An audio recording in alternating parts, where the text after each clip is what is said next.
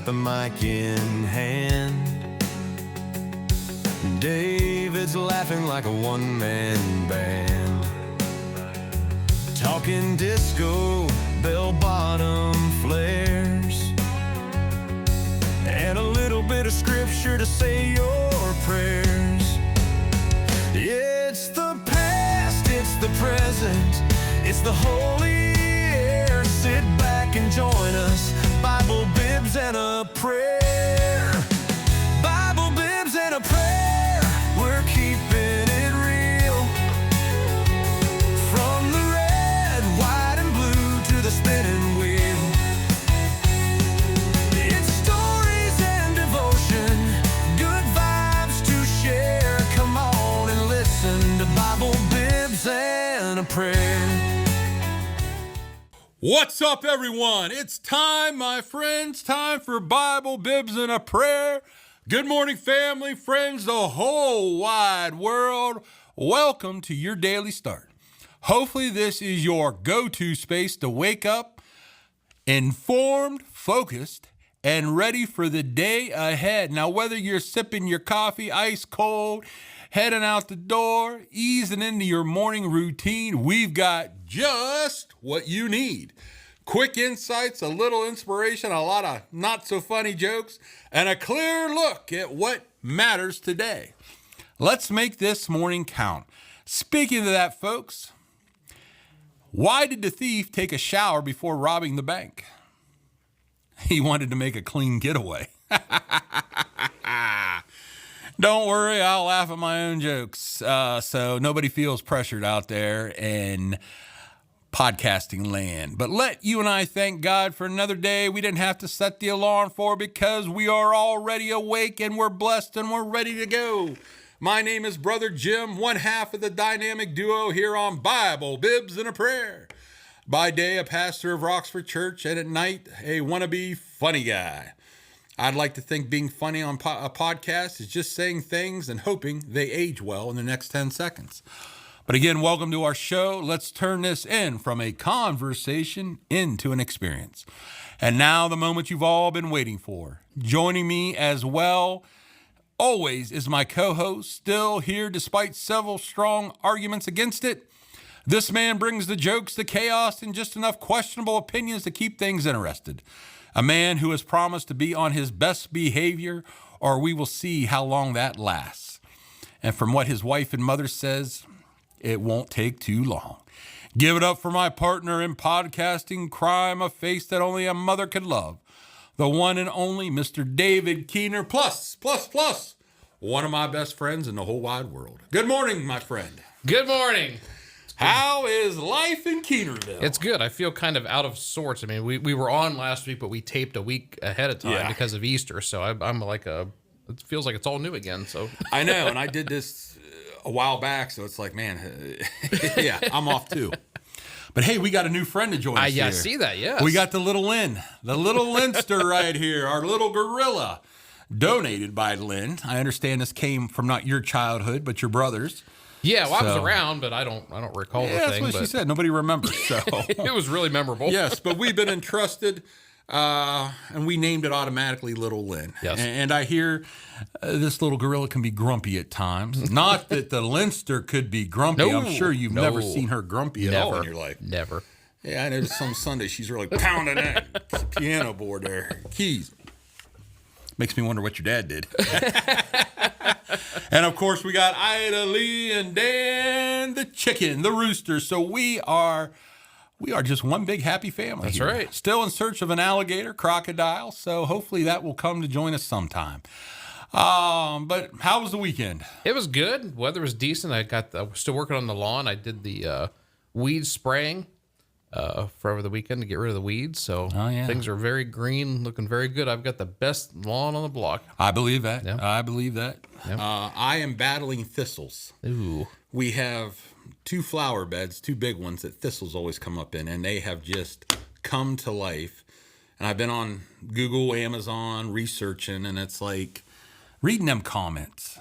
You know, majority of people will give them a 5-star, but you always got them ones that makes you wonder. Yeah. You know, because thistle killer is not cheap by any means. Mm-hmm. Yeah, and of course, the best thing they say is to get there and dig them out. But it's like, I've got hundreds already, and them things hurt. Yeah. You got to wear gloves, and I hate wearing gloves to weed because you can't get a good yank on it, you know? So if anybody out there has a good remedy for thistles or uses a good thistle killer, please let me know in the comments. I would greatly appreciate it. So, yeah, it's nice getting out there. The yard's finally drying up, and we're in full swing, already behind, as I've stated before. But I did get my forks for my Steiner, so we're going to start building some things. Yes. Nice. Yes, got all these pallets, nice big pallets. And I think I did an overkill on the forks. Oh, yeah? Yeah, you could put these on a tractor bucket. So thank goodness we got a little poundage to help balance out the Steiner. If it's worth doing, it's worth overdoing. That's right. I think these things are rated for 2,000 pounds. So yeah, that's usually the way I do it, an overkill. Yep. So from the buffet to the, hey, you'd be proud of me. I went to the buffet the other night, and I got one small salad, and my salad looked so pretty, David. Oh, yeah? They could have taken a picture of it for an advertisement. Yeah. And then up at Dutch Valley, and then only one little, swipe through the buffet line. Good. That's good. Yeah, my daughter, oldest, works for them in advertising. And I said, hon, baby girl, the food's just not what it used to be. Yeah. And she's like, yeah, Dad, I hear it all the time in the complaint department. So I have a funny story for them. I interviewed with them one time. Mike, I can't remember his last name, but the CEO there, Mike, I interviewed with him, and we're sitting at Dutch Valley doing the interview. So we're talking about the business a little bit, and he said, well, what do you like here? I said, well, I really enjoy the buffet. And he followed that up with, yeah, the buffet doesn't make us much money, because but you can get the buffet if you want to. Well, what am I supposed to do at that point? He just told me how much money it doesn't make. Right. So. Now, I was the only one that got the buffet, and I was kind of dumb because you can't take stuff home. Everybody else got dinners. And it's like, why didn't I just get a dinner? Then I could have had leftovers, you know? Because, again, the appetite just wasn't there. But, Yeah. Eyes were bigger than my stomach. Yeah. So I tried to go on a diet. I was going to go on one, but I got a lot on my plate right now. Yes. Not the best co-host, color commentator in the business right there, my friends. Yes. But you got any other jokes for us? Well, my wife wonders why I stare at the window during thunderstorms. She thinks it's weird. I think it'd be a lot less weird if she just let me inside. Now that one's good. That one is good. Can I get a squeal from you? Yes, that's a good one. I have that problem too. Must be contagious. Yes. Amongst women.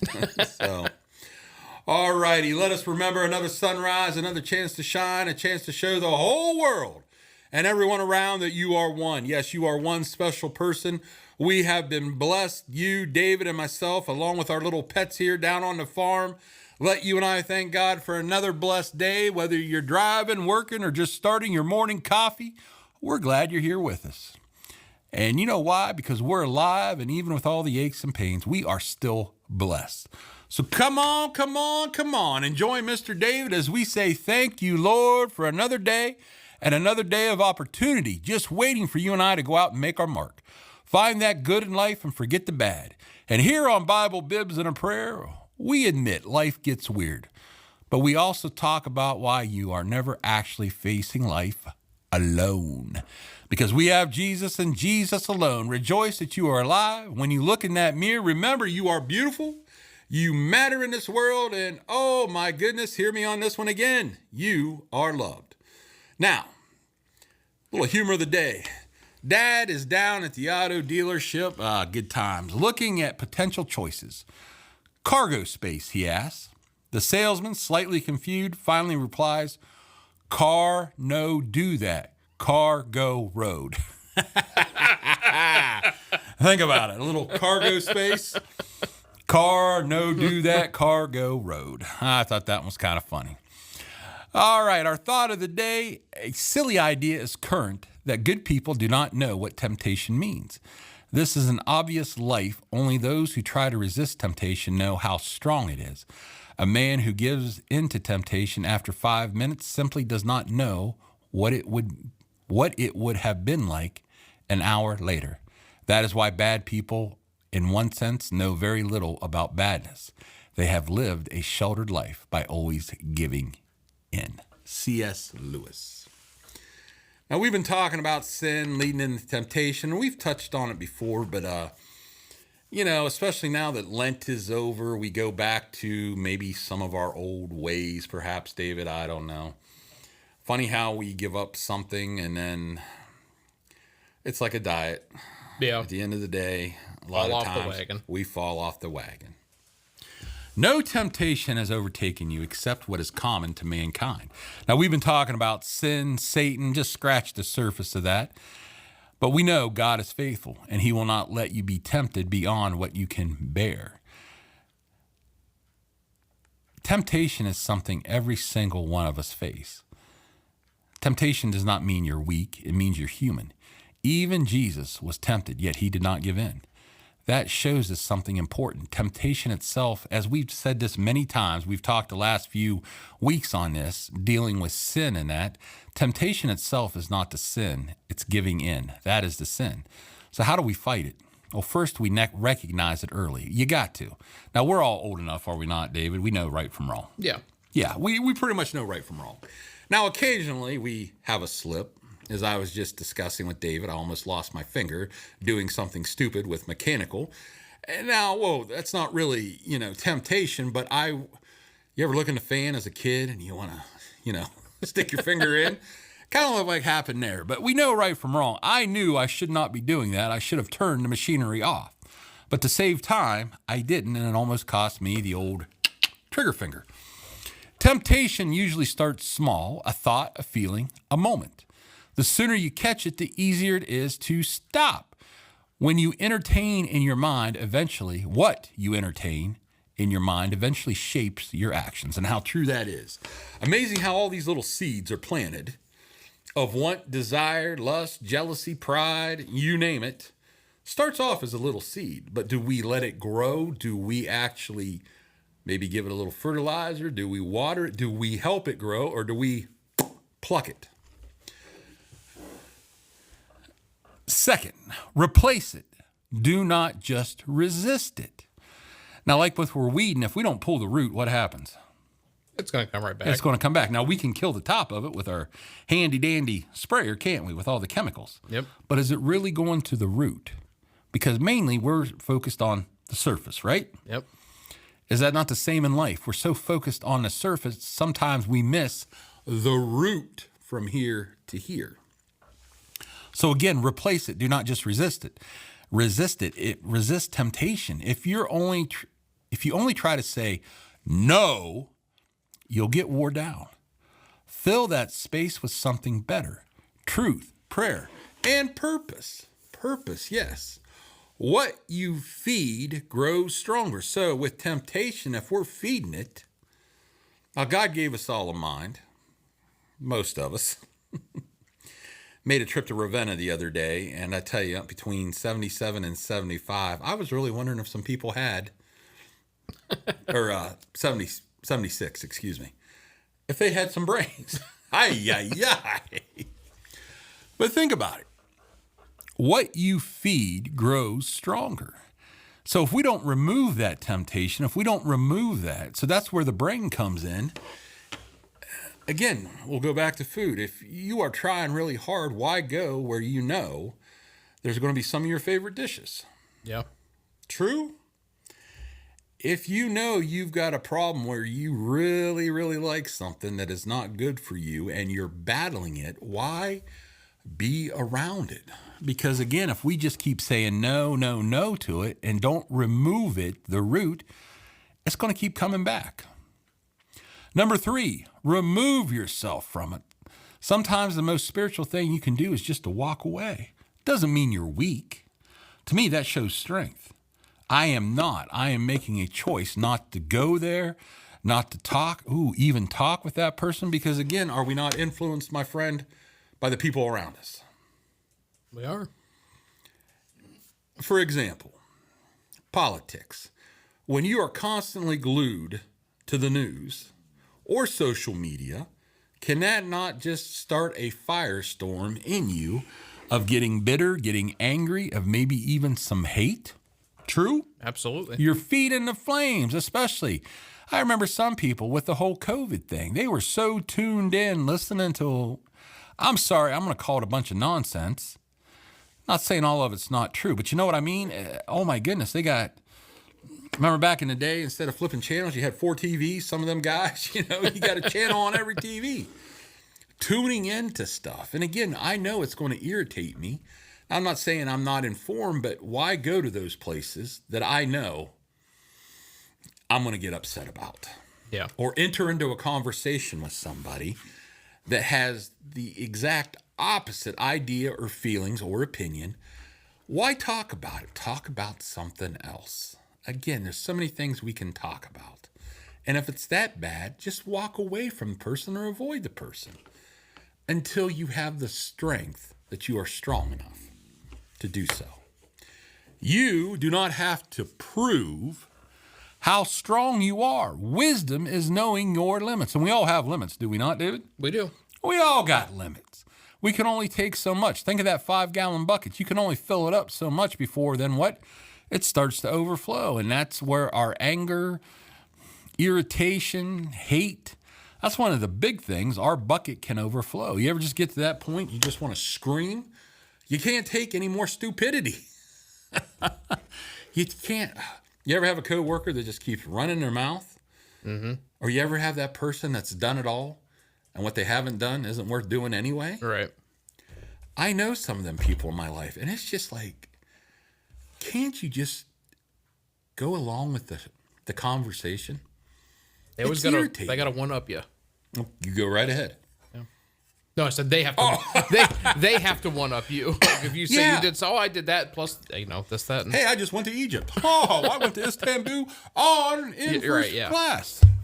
Okay, I got Coke and peanuts. Oh, we had a fine. Yeah, good for you. But or the other one, and I am going on a tangent here, or a rant. But you and I are talking chickens. And somebody comes in and just totally dominates the conversation and starts talking about cars. Yeah. Where did we even, you got 3 or 4 individuals talking chickens or whatever the case may be. And then somebody, and I get it, they want to be a part of the conversation, but they automatically direct it to them in an idea or a thought that has nothing to do with, at least let the conversation come to an end and then interject yourself. Right. When you start getting the eye rolls and people start leaving the conversation, isn't that a hint? Some people just don't have good social skills. Social skills, that's right. Yeah, kind of like Bobby Boucher from The Waterboy. Finally, lean on God, not just your own strength.